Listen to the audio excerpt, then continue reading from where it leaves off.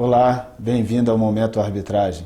No programa de hoje, nós vamos falar sobre mediação ambiental. Você faz ideia do que é uma mediação ambiental? Da importância que ela tem para a sociedade brasileira? Fica aqui com a gente, que eu vou entrevistar uma especialista, professora de Direito Ambiental, mediadora experiente e chefe de um núcleo de mediação ambiental. Então, aguarda que você vai saber tudo sobre mediação ambiental.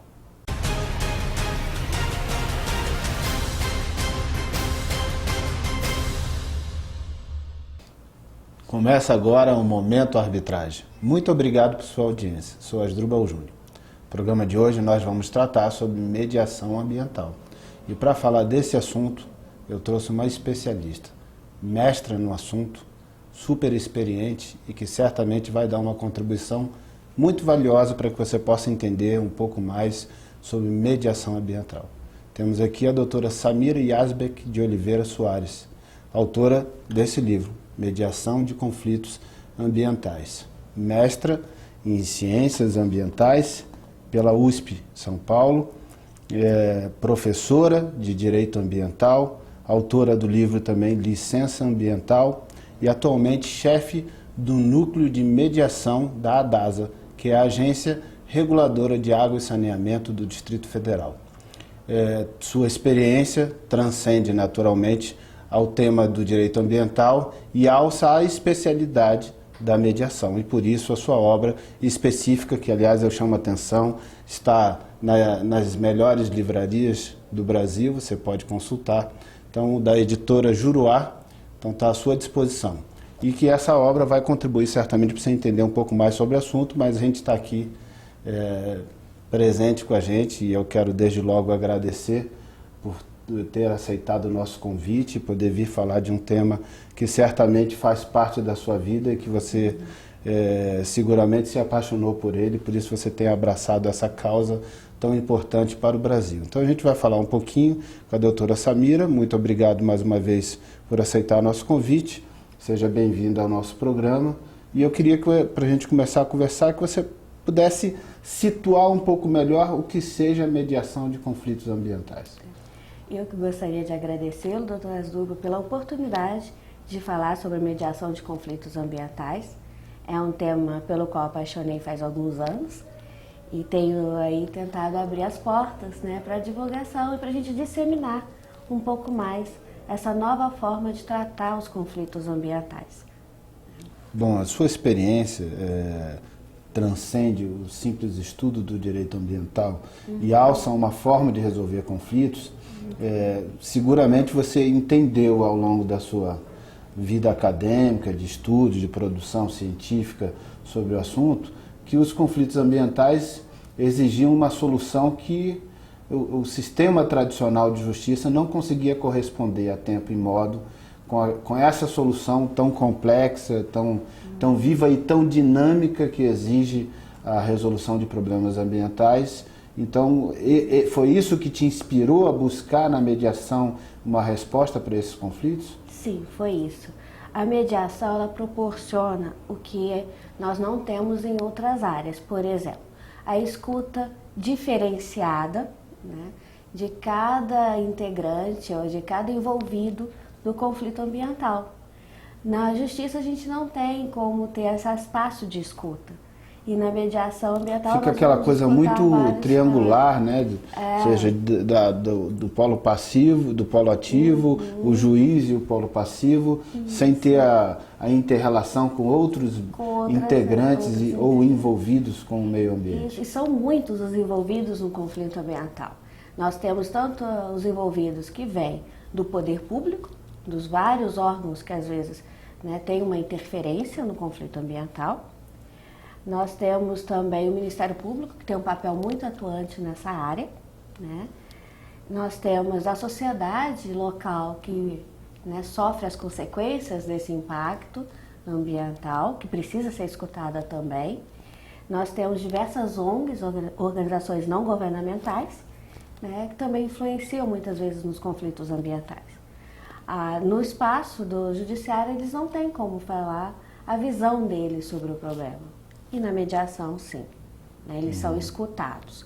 E eles podem construir juntos, né, uma solução para o problema que eles estão vivenciando e que eles vão arcar com as consequências, né, da solução desse problema. Quando é pelo judiciário, uma decisão judicial, por exemplo, muitas vezes não tem uma condição, né, de ver a realidade que eles estão vivendo e a realidade de uma possível solução. E aí você tocou num ponto interessante. A solução judicial não consegue compreender toda a vicissitude do setor, né? Toda a complexidade desse setor, e normalmente vai dar uma resposta que vai satisfazer a um ou outro, ou a poucos, mas vai tornar descontente vários outros, e aí incide uma continuidade, uma perpetuação dessa discussão no plano do processo judicial. E o meio ambiente pode esperar por isso?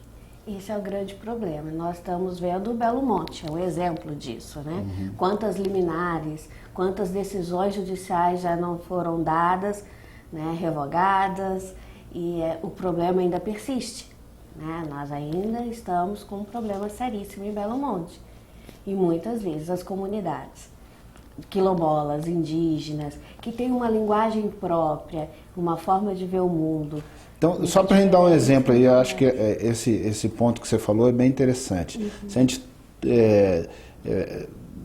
se inspirasse nesse exemplo concreto que você falou de Belo Monte, para a gente aplicar uma ideia da mediação nesse conflito, o que seria a mediação nesse conflito? Envolveria todos os integrantes dessa discussão e procuraria chegar a uma composição que tivesse a convergência de todos esses interesses, é isso? Isso, pelo menos uma escuta de todos esses interesses que estão ali presentes.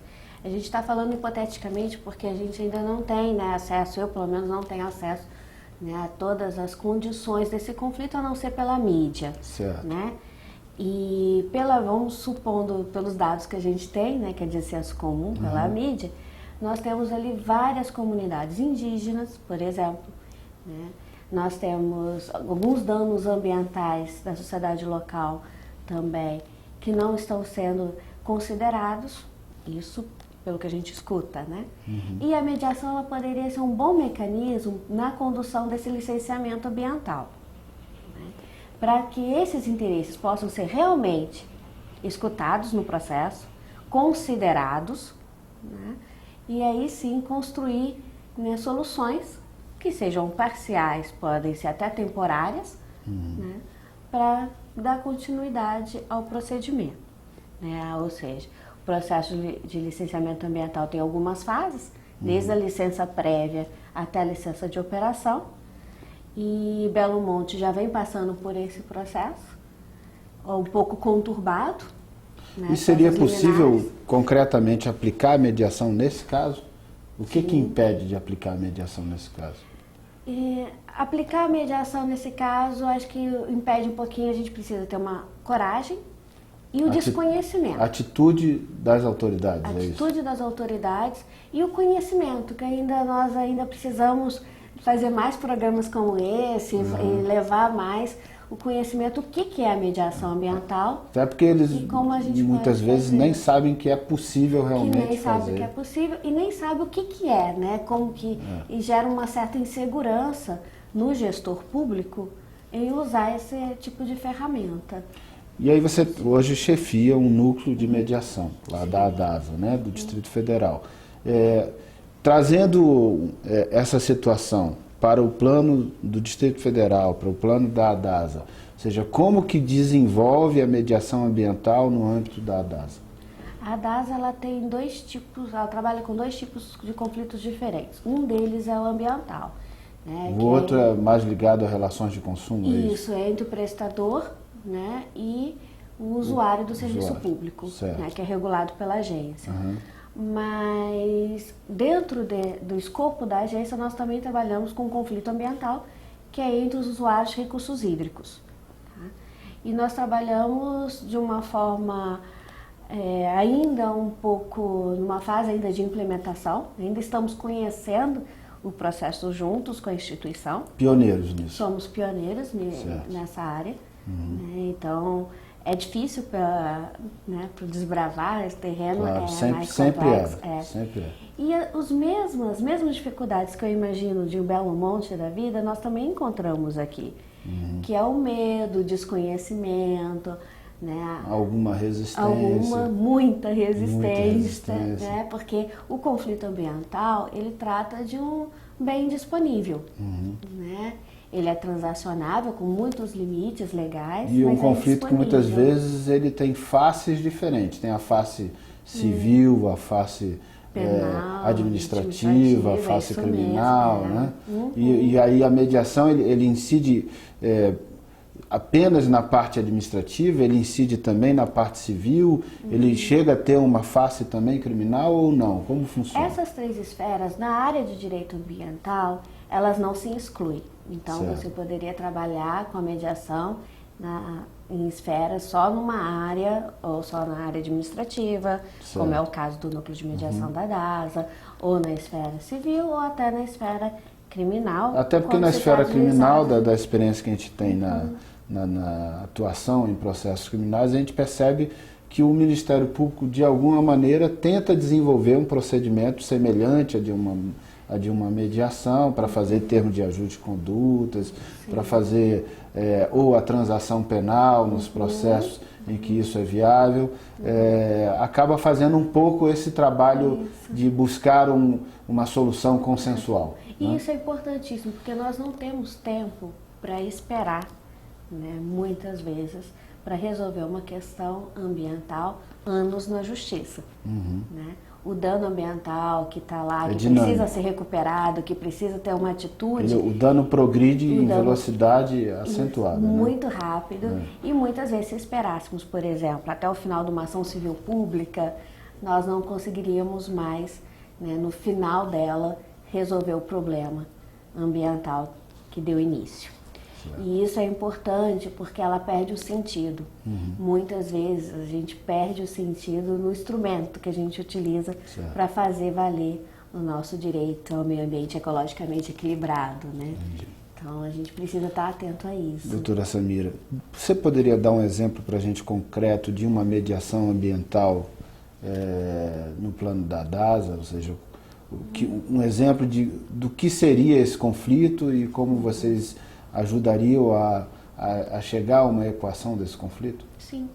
No caso da DASA e no caso do Distrito Federal, a maioria dos nossos conflitos pela água, né, e até um dado importante, a Comissão da Pastoral da Terra recentemente lançou o seu relatório de 2013, referente ao ano de 2013, falando que os conflitos pela água aumentaram em 32% em nosso país. Então, é uma preocupação grande mesmo trabalharmos com uma outra forma, né, de lidar com esse conflito com mais celeridade, né, e objetividade.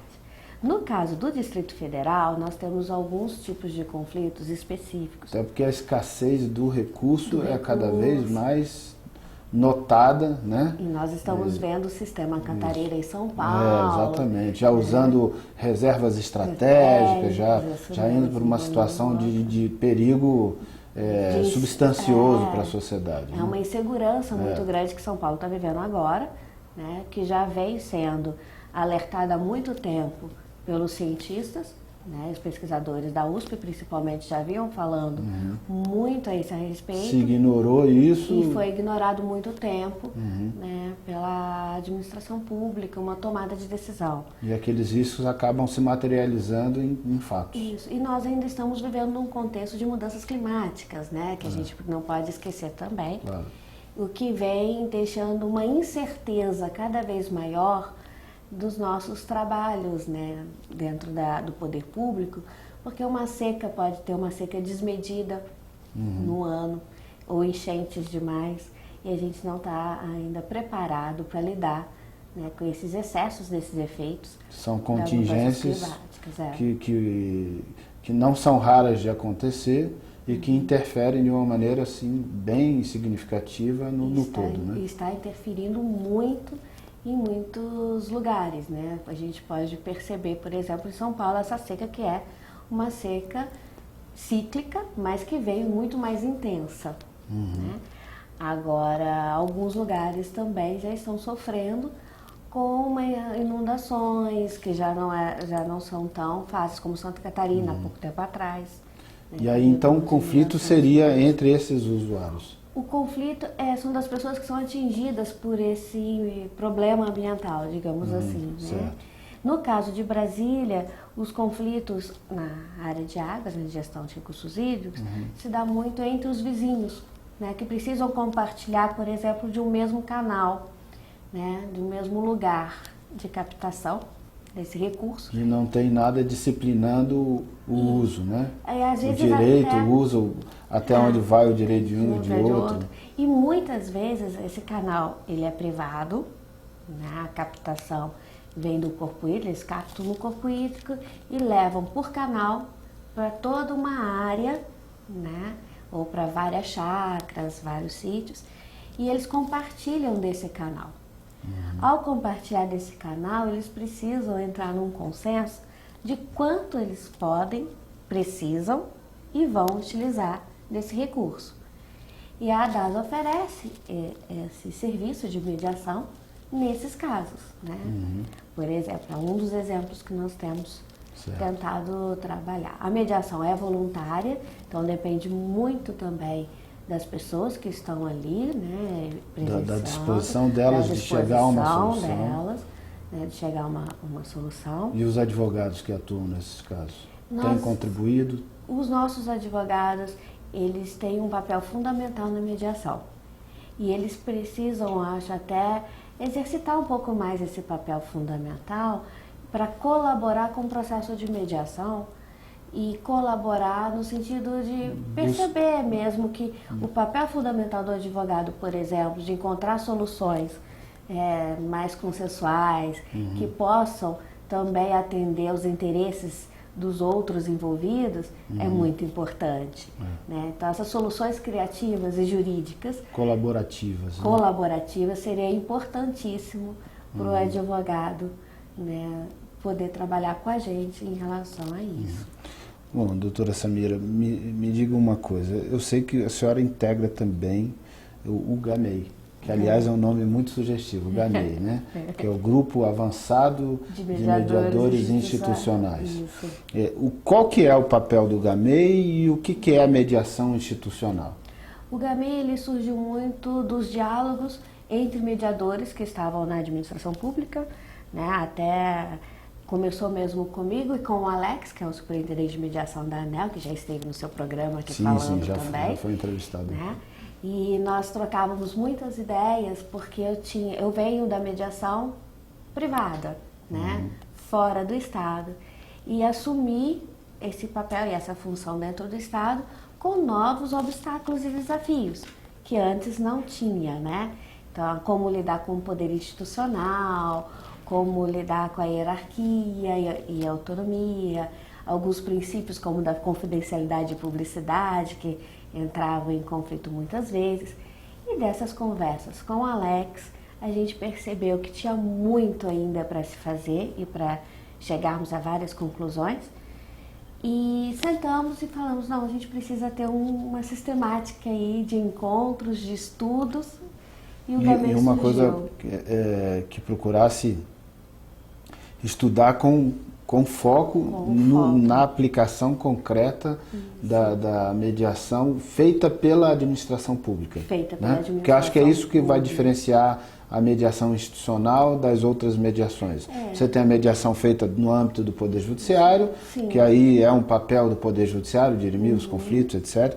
E você tem a mediação privada, que aí naturalmente são as instituições que se dedicam enquanto negócio para resolver conflitos. E a mediação institucional, então, seria a administração pública trazendo para si a missão de resolver um conflito que afeta interesses coletivos, que afeta o interesse da sociedade e que tem a ver com o papel daquela instituição de regular o setor, ou de fiscalizar, ou até de dirimir conflitos também. Né? Isso também. A gente tem feito alguns desafios.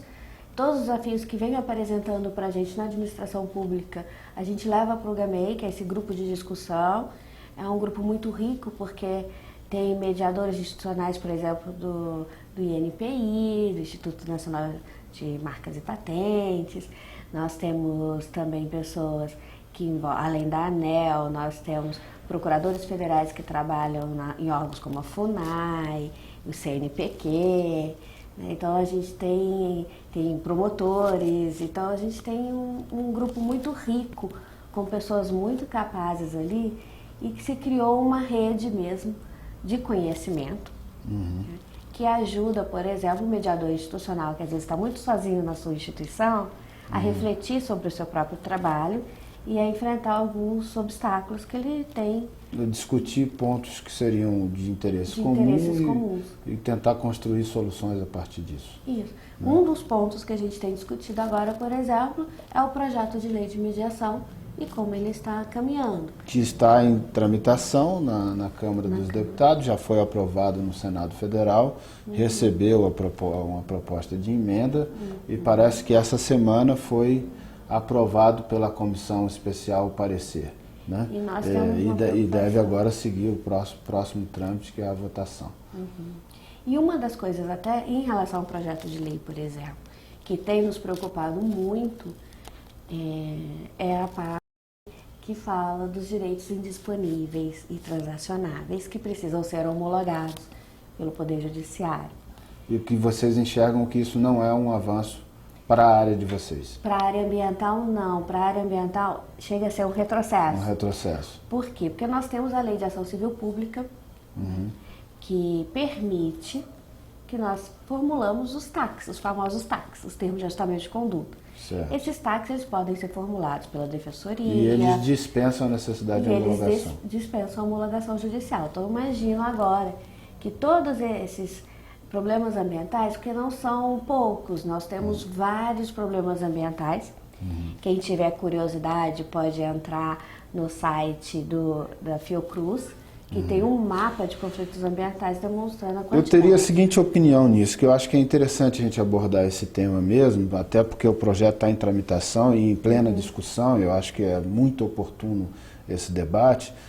Eu teria a seguinte opinião, me parece que essa proposição foi olhando, sobretudo, uma mediação privada, então quis se dar um cuidado especial, um zelo especial, em que quando envolver questões de interesses indisponíveis, coletivos, etc. Ou seja, que se dá o zelo de que isso deve ser submetido à homologação para poder preservar que ali não se esteja interferindo propriamente no interesse público. Né? É claro que aí, pelo olhar de vocês olham de uma maneira diferente, porque vocês estão numa mediação institucional, como a gente acabou de falar. Então, a mediação em que já é o próprio Estado, por um de seus órgãos, realizando. Tornaria, assim, pouco razoável que se pudesse enxergar a necessidade de ter que levar o Estado, levar para o Estado para ele fazer uma homologação. Então, talvez seja uma questão ou de interpretar a regra como está lá, que se aplicaria para uma mediação privada, e aí seria uma simples interpretação que dissolveria de vocês a necessidade de submeter a isso, ou de esclarecer isso na própria regra de modo expresso, para evitar futuras dores de cabeça na interpretação disso, ou até mesmo de criar uma regra específica para a mediação institucional, liberando ela desse ônus, dessa necessidade. Seria muito interessante, né, a gente ter essa clareza, né?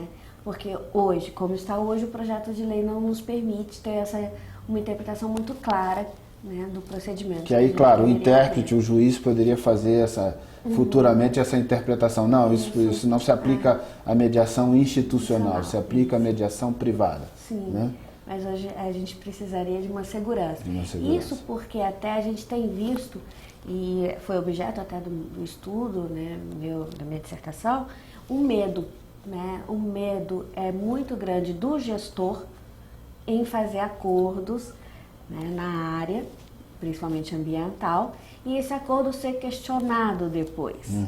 Então esse cuidado com pedra até com medo dele responder amanhã uma ação de improbidade administrativa, né? Ou seja, ele ser alvo disso, até porque o administrador ele está sempre preocupado em observar fielmente, ou pelo menos deveria estar sempre preocupado em observar fielmente o princípio da legalidade, que é fazer aquilo só que a lei o autoriza expressamente fazer. Então, né, numa certa lacuna da lei, ele fica tanto quanto perdido e inseguro de agir. Né? E nós estamos nessa insegurança, com esse medo, nós estamos perdendo excelentes oportunidades de fazer efetivamente valer o nosso direito ao meio ambiente ecologicamente equilibrado, né? Porque muitas das vezes nós vemos aí um lapso temporal muito grande para se agir, para o governo se agir, né? E para o Poder Judiciário também, e ainda mais ainda. Né? Enquanto isso, o bem ambiental que a gente tenta proteger, que a gente tenta cuidar, eles se extinguem nesse processo. Para fazer gancho com essa sua última fala, eu queria te perguntar, na sua perspectiva, duas coisas. A primeira, qual que são os limites aí éticos e legais para essa mediação ambiental? E a segunda coisa, para você complementar, qual é a sua perspectiva de horizonte para a mediação ambiental no Brasil? Bom, os limites éticos, eles são muito importantes. Nós temos os limites normais da mediação, que são os gerais, né, dos que a gente precisa atender aos princípios da mediação, como a autonomia dos envolvidos, o poder de decisão dos envolvidos. Esses limites da mediação em geral. Confidencialidade dos mediadores. A confidencialidade, a gente ainda tem algumas questões que a gente precisa ainda definir no Brasil, chegar a uma especialmente conclusão. quando estamos falando de uma coisa institucional envolvendo a administração pública. Que envolve a administração pública, então a gente ainda tem aí qual que é esse limite, né, entre a confidencialidade e a publicidade. E a publicidade. A gente precisa ainda encontrar esse equilíbrio entre esses dois princípios para a gente poder compreender isso melhor. E o GAMEI também é um tema, né, dos grupos de trabalho do GAMEI, para avançar mais sobre essa questão. A gente precisa atender aos princípios gerais da mediação e tem um princípio muito importante que a gente não pode esquecer, que no caso da mediação ambiental, os envolvidos, eles têm linguagens diferentes, a gente lida com técnicos e especialistas de diversas áreas de conhecimento, nós lidamos com a sociedade civil, organizada e não organizada, e nós lidamos também com comunidades com tradições e com visões de mundo muito diferentes da nossa, como os quilombolas e os indígenas.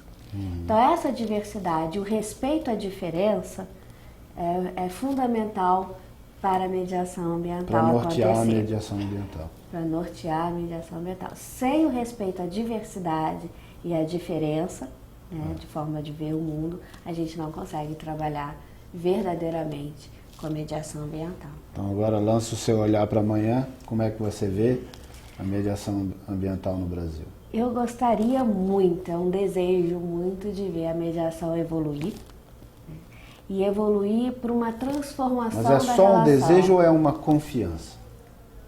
Eu acho que é um desejo e é um pouco de uma confiança, né? Mas no meu caso é um pouco suspeita a confiança.